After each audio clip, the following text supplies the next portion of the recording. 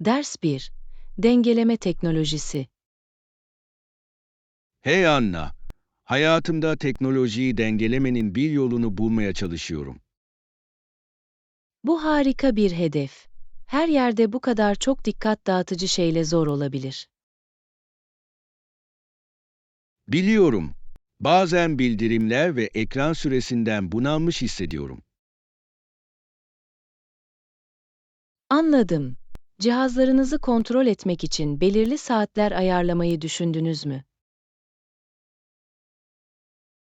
Evet, sosyal medya kullanımımı günde sadece 30 dakika ile sınırlamaya başladım. Bu akıllıca bir hareket. Zamanımızı nasıl kullandığımız konusunda daha kasıtlı olmak gerçekten yardımcı olur. Kesinlikle. Ayrıca daha anlamlı sohbetlerin tadını çıkarmak için teknolojisiz yemekler yemeye çalışıyorum. Bu fikri seviyorum. Dikkat dağıtmadan yemek yemek deneyimi geliştirebilir. Gerçekten yapıyor. Birlikte olduğum insanlarla daha bağlantılı hissediyorum. Sizin için işe yarayan başka stratejiler buldunuz mu? E-kitap yerine daha fazla fiziksel kitap okumaya başladım. Canlandırıcı hissettiriyor. Kulağa harika geliyor. Elinizde bir kitap tutmanın özel bir yanı var. Katılıyorum. Ayrıca ekranlardan kaynaklanan göz yorgunluğunu azaltmaya yardımcı olur. Son zamanlarda iyi kitaplar buldunuz mu? Evet, sonuna kadar tahmin etmemi sağlayan gizemli bir romanı yeni bitirdim. Gizemleri seviyorum. Çok ilgi çekicidirler. Başlık nedir? Adı Sessiz Hasta, şiddetle tavsiye ederim. Kesinlikle okuma listeme ekleyeceğim. Teknolojiyi dengelemek ve kitapların tadını çıkarmak. Kulağa mükemmel geliyor. Gerçekten öyle. İkimiz de bu dengeyi bulmak için birbirimizi desteklemeye devam edelim. Ders 2. Kültürel gelişme.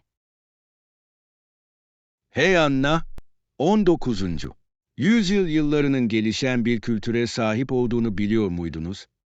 Gerçekten mi? Kulağa büyüleyici geliyor. O dönemde kültürün hangi yönleri öne çıktı? İnsanlar edebiyat ve resim gibi fikirler ve sanatsal ifadelerle tutkuyla ilgileniyorlardı. Bunun nasıl canlı bir dönem olacağını görebiliyorum. Öne çıkan belirli hareketler var mı?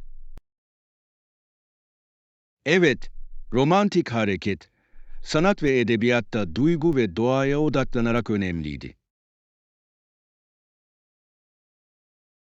Bu ilgi çekici.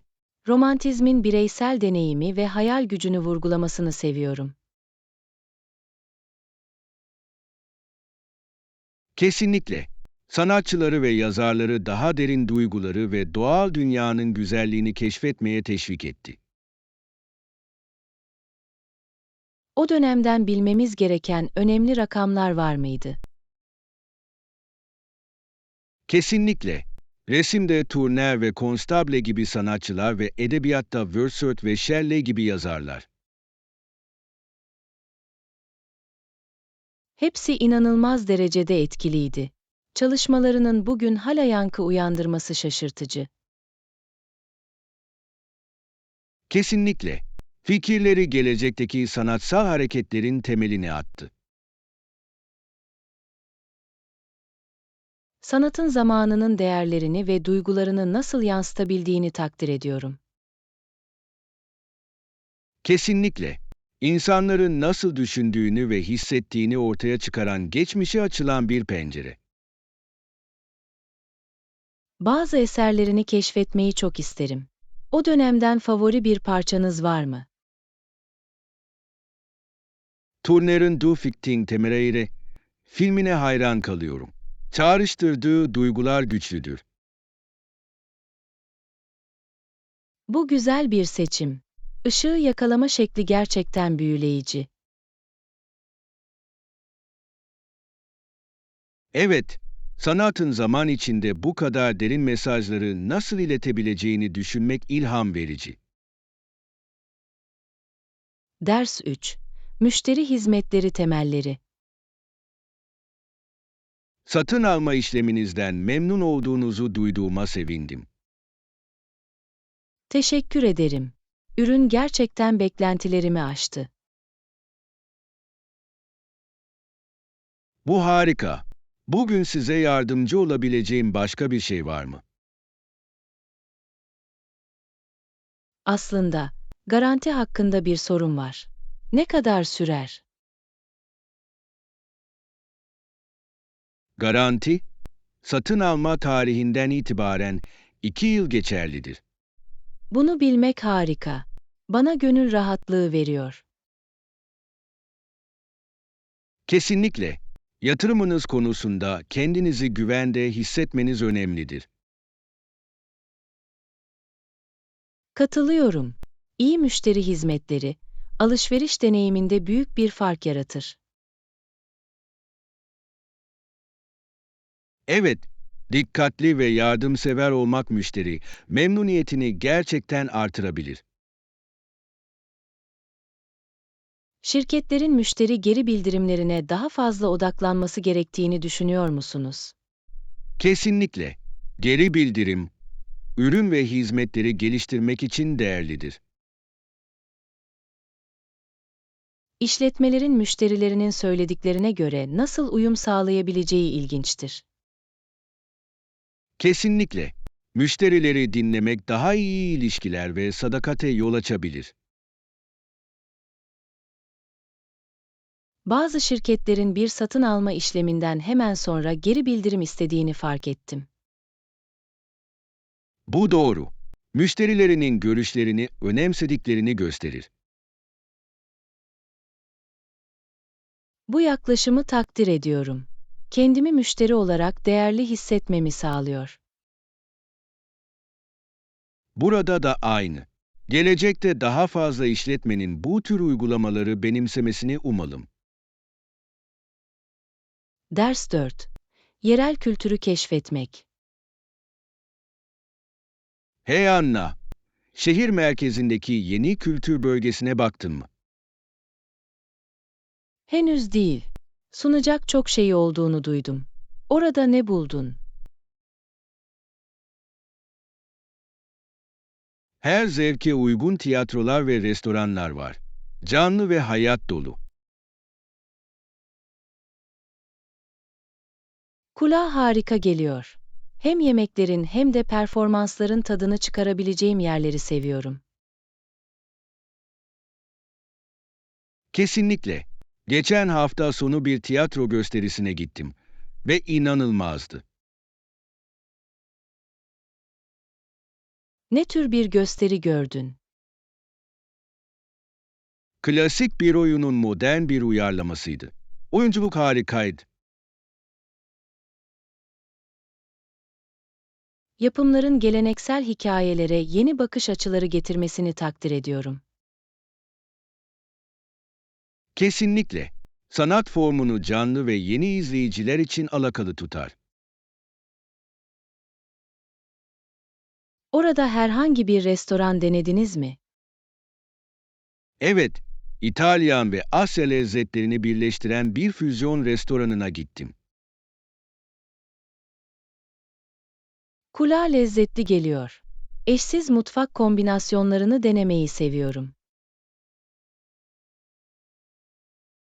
Bu harikaydı. Makarna, şaşırtıcı derecede iyi olan limon otu ile demlendi. Vay canına! Bunu deneyimlemeyi çok isterim. Kültür bölgesinin görülmeye değer olduğunu düşünüyor musunuz? Kesinlikle.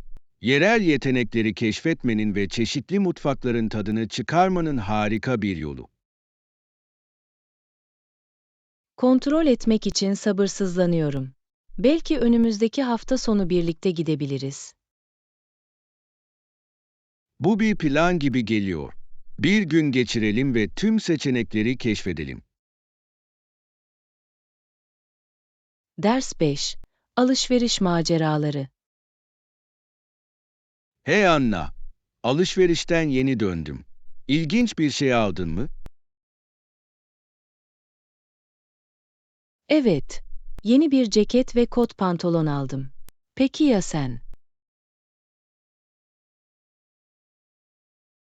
Ben de birkaç şey aldım. Karşı koyamadığım havalı bir spor ayakkabı buldum. Güzel. Spor ayakkabılar herhangi bir kıyafete gerçekten rahat bir dokunuş katabilir. Hangi tarzı seçtin? Vintage görünümlü klasik beyaz olanları seçtim. Her şeyle gidiyorlar. Bu harika bir seçim. Yukarı veya aşağı giyilebilen çok yönlü parçaları seviyorum.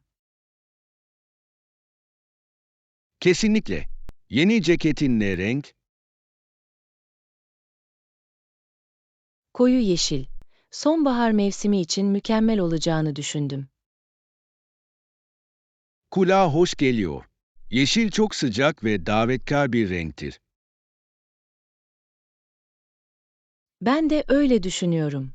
Ayrıca, farklı tonlarla iyi eşleşir. Spor ayakkabılarınızla ne giymeyi planlıyorsunuz? Onları biraz şinos ve rahat bir gömlekle giymeyi düşünüyordum. Şık bir kombinasyon gibi geliyor. Sıradan ama bir araya getirilmiş. Teşekkürler. Her zaman konfor ve stili dengelemeye çalışırım. Peki ya sen? Muhtemelen yeni ceketimi basit bir beyaz tişört ve en sevdiğim kot pantolonla giyeceğim. Kulağa harika geliyor. Asla modası geçmeyen klasik bir görünüm. Kesinlikle. Alışveriş çok eğlencelidir. Özellikle sevdiğiniz parçaları bulduğunuzda. Tamamen katılıyorum. Yakında birlikte başka bir alışveriş gezisi planlayalım. Ders 6. Sabah rutinleri. Hey Anna, dün gece iyi uyudun mu? Evet, huzurlu bir uyku aldım. Peki ya sen?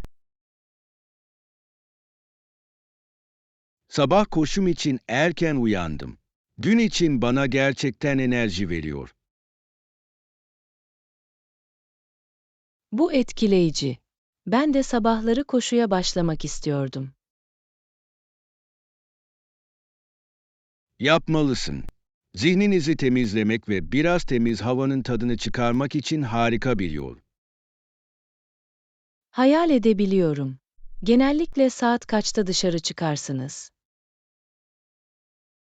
Sabah 6:30 civarında ayrılmaya çalışıyorum. O saatlerde huzurlu. Vay canına, bu erken. Seçtiğiniz belirli bir yol var mı? Evet, parkta koşuyorum. Ağaçlarla kaplı güzel bir yol var. Kulağa hoş geliyor. Bir ara sana katılmayı çok isterim. Kesinlikle. Bir koşu arkadaşına sahip olmak eğlenceli olurdu. Motivasyonu kesinlikle takdir ediyorum.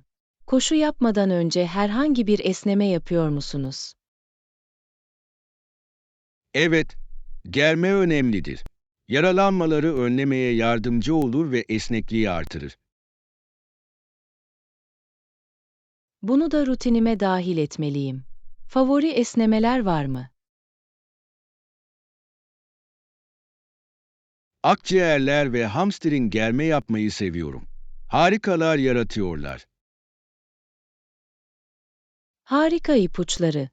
Bunları kesinlikle deneyeceğim. Sabah rutinine sahip olmak iyidir. Kesinlikle. Günün geri kalanı için olumlu bir ton belirler. Ders 7. Ahlaki seçimler. Hey Anna, sevgili arkadaşım, ahlaki sınırlar koymanın önemini hiç düşündün mü? Bu ilginç bir konu. Ahlaksızlığa karşı sağlam bir engel koymak gerçekten bize kalmış. Kesinlikle. Değerlerimizin arkasında durmak çok önemlidir. Özellikle zorlu durumlarda. Tamamen katılıyorum. Bazen toplum inançlarımızdan ödün vermemiz için bize baskı yapabilir. Evet, inandığımız şeylere sadık kalmak cesaret ister. Bu tür zorluklarla karşılaştınız mı? Kesinlikle. Uyum ve otantik kalmak arasında seçim yapmak zorunda olduğum anlar oldu. Bunu nasıl hallettin? Konuşmayı ve bakış açımı paylaşmayı seçtim. Rahatsız edici olsa bile. Bu övgüye değer. Konuşmak başkalarına da aynısını yapmaları için ilham verebilir. Teşekkür ederim. Değerlere saygı duyulan bir ortam yaratmanın önemli olduğuna inanıyorum. Kesinlikle. Sağlıklı tartışmaları teşvik eder ve eleştirel düşünmeyi teşvik eder. Tartışmalardan bahsetmişken, okulların etik ve ahlak hakkında daha fazla bilgi vermesi gerektiğini düşünüyor musunuz? Evet, biliyorum. Öğrencilerin hayattaki karmaşık durumlarda gezinmelerine yardımcı olacaktır. Bu değerli bir beceri. Etiği anlamak kararlarımızı ve eylemlerimizi yönlendirebilir. Kesinlikle. Hayatımızda ahlaki seçimler yapmanın önemini vurgulamaya devam edelim. Ders 8. Eğitim yolları. Hey Anna, topluluk kolejleri ve üniversiteler arasındaki farkları hiç düşündün mü? Evet, topluluk kolejlerinin üniversitelerden farklı olduğunu düşünüyorum. Çünkü programları iş eğitimi ve pratik beceriler içeriyor. Kesinlikle. Öğrencileri sadece akademik derecelerden ziyade belirli kariyerlere hazırlamaya odaklanırlar. Bu, iş gücüne hızlı bir şekilde girmek isteyen birçok insan için büyük bir avantaj. Doğru. Ayrıca topluluk kolejleri genellikle daha düşük öğrenim ücretlerine sahiptir ve bu da eğitimi daha erişilebilir hale getirir. Bu önemli. Daha fazla öğrencinin borç biriktirmeden yüksek öğrenime devam etmesini sağlar. Kesinlikle. Hiçbir topluluk kolejinde ders almayı düşündünüz mü? Sahip oldum. Grafik tasarım programlarıyla ilgileniyorum. Çok uygulamalı görünüyor. Kulağa heyecan verici geliyor. Grafik tasarım gibi yaratıcı alanlarda pratik deneyim şarttır. Kesinlikle. Yaparak öğrenmenin becerileri teoriden çok daha iyi sağlamlaştırmaya yardımcı olduğuna inanıyorum. Kesinlikle. Ve topluluk kolejleri genellikle daha küçük sınıf boyutlarına sahiptir ve bu da daha kişiselleştirilmiş ilgiye izin verir. Bu büyük bir artı. Destekleyici bir öğrenme ortamı yaratır. Evet, birçok öğrenci bu atmosferde gelişir. Topluluk kolejlerinin yerel işletmelerle daha fazla ortak olması gerektiğini düşünüyor musunuz? Bence bu harika bir fikir. Öğrencilere staj ve işe yerleştirme sağlayabilir. Kesinlikle. Eğitim ve istihdama fırsatları arasındaki boşluğu kapatacaktır. Gelecekte bunun gibi daha fazla girişim görmeyi umuyorum. Topluluğa önemli ölçüde fayda sağlayabilir. Kabul ettim. Birbirlerini desteklemek, güçlü bir işgücü ve ekonomi oluşturmanın anahtarıdır. Ders 9. Vintage Vibes. Hey Anna, son zamanlarda vintage mobilyalara olan aşkımı düşünüyordum. Merhaba John. Bu harika bir tutku. Vintage parçalar böyle bir karaktere ve tarihe sahiptir. Tamamen katılıyorum. Eşsiz buluntular ve stiller hakkındaki konuşmalarımızdan her zaman zevk alırım. Evet, her parçada özel bir şey var. Anlatılmayı bekleyen bir hikaye gibi. Kesinlikle. Koleksiyonunuzda favori bir vintage öğeniz var mı? Yaparım. Büyükanneme ait antika bir yazı masamız var. Çok güzel.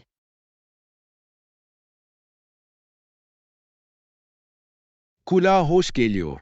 Bahse girerim, ona bağlı bir sürü anı vardır. Öyle. O masada mektup yazdığını hayal etmeyi seviyorum. Peki ya sen? Yüzyılın ortasında modern bir sehpa var. Şık ve çok şık. Yüzyıl ortası parçaları çok ikonik. Gerçekten herhangi bir odada göze çarpıyorlar. Yapıyorlar. İşlevselliği harika, tasarımla nasıl harmanladıklarını seviyorum. Herhangi bir eski mobilyayı restore etmeyi hiç düşündünüz mü? Evet, orijinal parlaklığını ortaya çıkarmak için sehpayı yenilemeyi düşündüm. Bu ödüllendirici bir proje gibi geliyor. Tarihi korumak için harika bir yol. Kesinlikle. Ayrıca deneye projeleri çok eğlenceli olabilir. Herhangi bir şey geri getirdiniz mi? Geçen yaz eski bir sandalyeyi restore ettim. Zorlu ama çok tatmin ediciydi. Bu etkileyici. Bitmiş ürünü görmek isterim. Ders 10. Doğum günü partisi fikirleri. Hey Anna, bu yılki doğum günümü düşünüyordum. Ne yapmalıyım? Merhaba John. Bu heyecan verici. Kutlama için aklınızda herhangi bir fikir var mı? Aslında temalı bir parti vermeyi düşünüyordum. Ne düşünüyorsun? Temalı bir parti kulağa harika geliyor. Hangi temayı düşünüyorsun? Maskeli balo temasına yöneliyorum. Çok eğlenceli olabilir. Bu harika bir fikir. Herkes maske takmayı ve giyinmeyi sever. Kesinlikle. Bir sürü mum ve zarif renklerle süsleyebilirim. Ve en iyi maske için bir yarışma yapabilirsiniz. Eğlenceli olmaz mıydı? Evet, bunu kesinlikle dahil edeceğim. Peki ya yemek? Herhangi bir öneri var mı?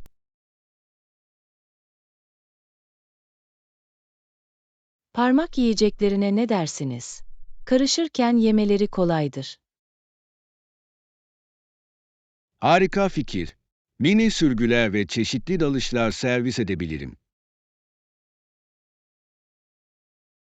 Bunlar her zaman popüler. Peki ya içecekler? Gece için özel bir kokteyl içmeyi düşündüm. Herhangi bir fikrin var mı? Meyveli bir yumruk mükemmel olurdu. Festival havasına uyuyor. Kulağa lezzetli geliyor. Ayrıca herkes için alkolsüz seçeneklerim olacak. İyi düşünce. Bir pastayı da unutma. Hangi lezzet istiyorsun? Temaya uygun renkli süslemeli çikolata düşünüyorum. Çikolata her zaman bir hit. Her şeyin nasıl sonuçlandığını görmek için sabırsızlanıyorum. Şimdiden heyecanlanıyorum. Unutulmaz kılmayı planlayalım. Ders 11. Doğu Ekspresi'nde yolculuk. Hey Anna, hiç ünlü rotalarda seyahat ettin mi? Merhaba John. Evet. Bir keresinde Doğu Ekspresi ile gitmiştim. Unutulmaz bir deneyimdi. Doğu Ekspresi mi? Kulağa inanılmaz geliyor. Nasıldı? Lüks ve zarifti. Her yerde güzel manzaralar vardı. Vay canına. Hangi şehirler arasında seyahat ettiniz? Paris'ten Venedik'e gittim. Kırsal alanın manzarası çarpıcıydı. Sadece hayal edebiliyorum. Trende ilginç insanlarla tanıştın mı? Kesinlikle. Farklı ülkelerden gezginlerle tanıştım ve hikayeler paylaştık. Kulağa büyüleyici geliyor. Gezinin en sevdiğin kısmı neydi? Yemek arabası harikaydı. Yemek gurme ve güzelce sunuldu. Bu çok özel hissettirmiş olmalı. Bir sürü fotoğraf çektin mi?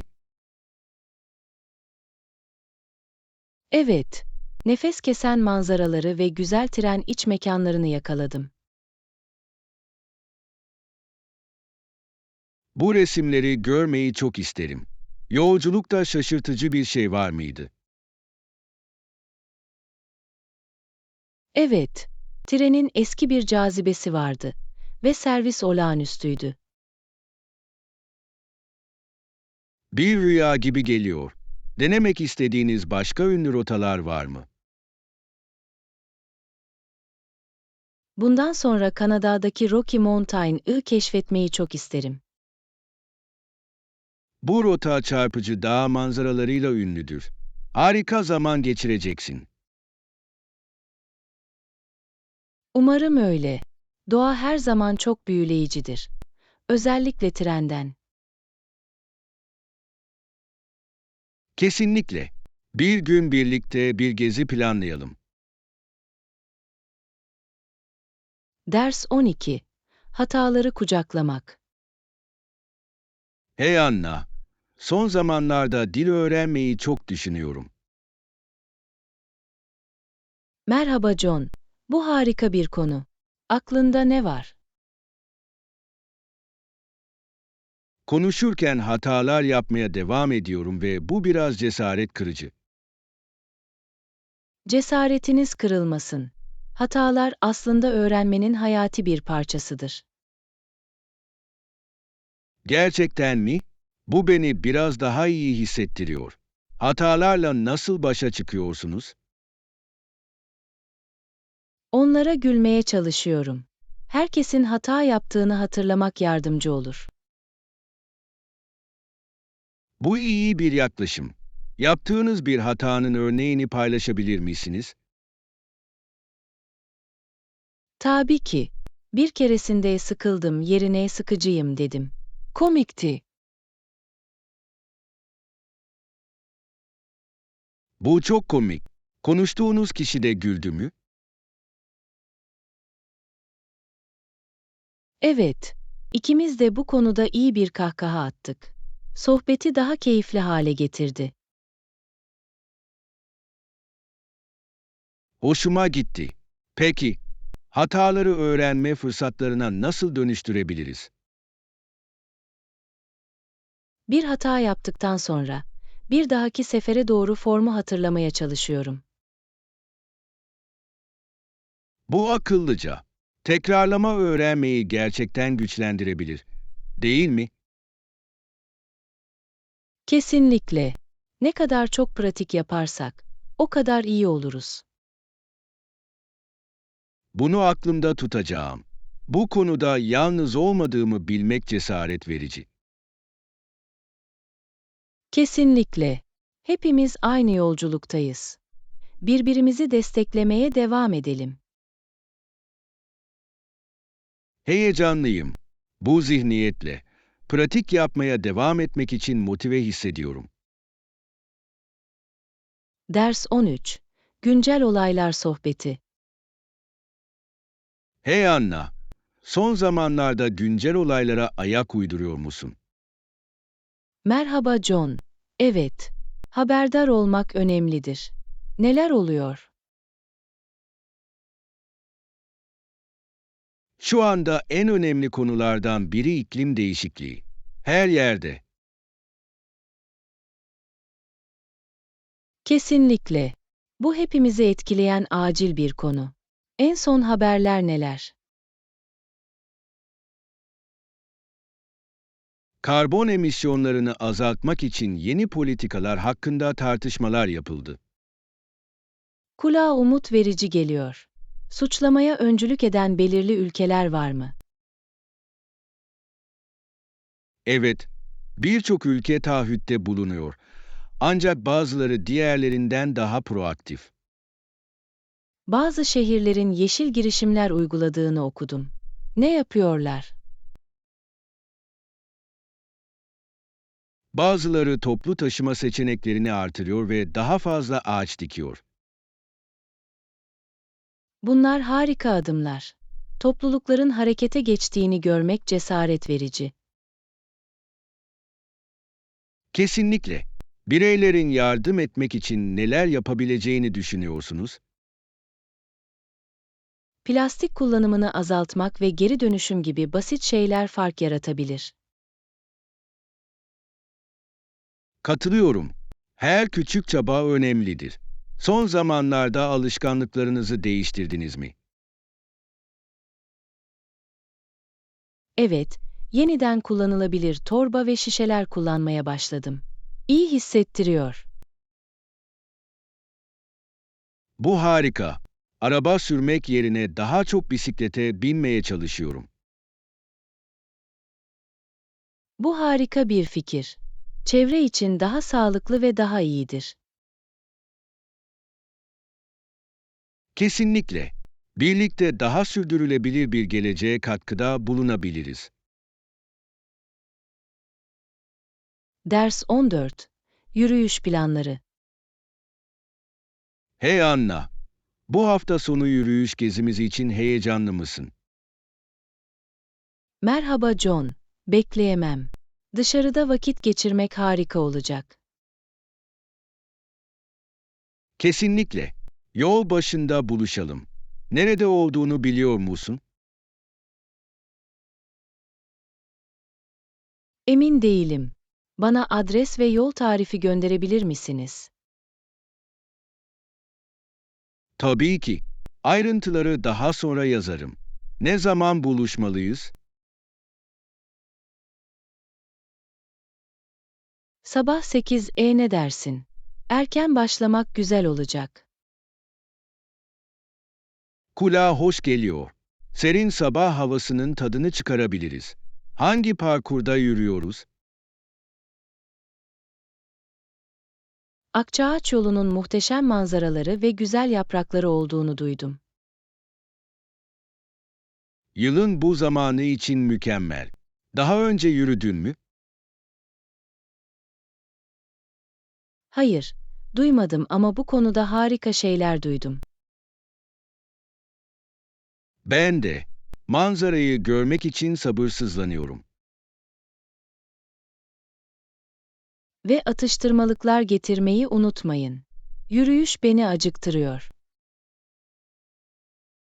Harika fikir. Biraz granola ve meyve hazırlayacağım. Peki ya sen? Öğle yemeği için ara karışımı ve sandviç getireyim. Mükemmel.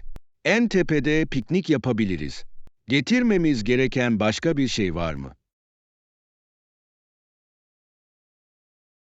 Bir su şişesi çok önemlidir. Hidratlı kalmak önemlidir. Kesinlikle. Gitmeden önce benimkini dolduracağımdan emin olacağım. Müthiş. Bu harika bir macera olacak. Katılıyorum. Seninle yolu keşfetmek için sabırsızlanıyorum. Ders 15. Müzikal anlar. Hey Anna, son zamanlarda enstrümanında şarkı çalıyor musun? Merhaba John. Evet. Birkaç basit olanı öğrenmeyi başardım. Eğlenceliydi. Bu harika. Şimdiye kadar hangi şarkıları öğrendin? Twinkle, Twinkle, Little Star ve Mary Had a Little Lamb ile başladım. Bunlar klasikler. Yeni başlayanlar için mükemmeldirler. Oynamak hakkında ne düşünüyorsun? Her antrenman yaptığımda kendimi daha güvende hissediyorum. Çok ödüllendirici. Bu harika. Müzikal yolculuğunuz için herhangi bir hedefiniz var mı? Daha sonra bazı pop şarkıları öğrenmek isterim. Çok akılda kalıcı. Eğlenceli olurdu. Aklınızda belirli bir şarkı var mı? The Beatles'ın Let It Be listemde. Çok güzel bir şarkı. Harika seçim. Akorlar da çok zor değil. Onları denedin mi? Henüz değil. Ama akorlara bakıp bir şans vereceğim. İstersen sana yardım edebilirim. Bunu kolaylaştırmak için birkaç numara biliyorum. Bu harika olurdu. Rehberlik için minnettar olurum. Sorun değil. Birlikte küçük bir dam sessin yapabiliriz. Bunu çok isterdim. Başkasıyla oynamak her zaman daha eğlencelidir. Kesinlikle. Önümüzdeki hafta bir antrenman seansı planlayalım. Ders 16. Tarihsel değişimler. Hey Anna, Çar'ın en küçük kızı Anastasia'yı duydunuz mu? Merhaba John. Evet. Hikayesi büyüleyici. Özellikle etrafındaki tarihi değişikliklerle. Kesinlikle. Kimse bu değişikliklerden, ondan daha fazla etkilenmedi. Hayatının bu kadar dramatik bir şekilde değişmesi inanılmaz. En ilginç bulduğunuz şey nedir? Sanırım bu onun gizemli kayboluşu ve etrafındaki efsaneler. Evet. Birçoğu onun hayatta kaldığına ve yıllarca gizlice yaşadığına inanıyordu. Doğru. Bu, hikayesine ilgi çekici bir dokunuş katıyor. Sence gerçekten hayatta kaldı mı? Söylemesi zor. Bazı kanıtlar yapmadığını gösteriyor. Ama söylentiler büyüleyici. Kesinlikle. Kayıp bir prenses fikri bir peri masalından çıkan bir şey gibidir. Kesinlikle. Tarihi daha canlı ve ilişkilendirilebilir hissettiriyor. Onun hakkında hiç kitap okudunuz mu? Anastasia, Son Büyük Düşes kitabını okudum. Hayatının canlı bir resmini veriyor. Kulağa ilginç geliyor. Aile dinamikleri hakkında daha fazla bilgi edinmek isterim. Ailesi çok birbirine bağlıydı. Bu da trajediyi daha da yürek kırıcı hale getiriyor. Gerçekten yapıyor. Devrimin hayatları üzerindeki etkisi çok büyüktü. Lütfen abone olun, beğenin ve kanalımızı paylaşın. Desteğiniz daha harika içerik oluşturmamıza yardımcı oluyor. Teşekkür ederim.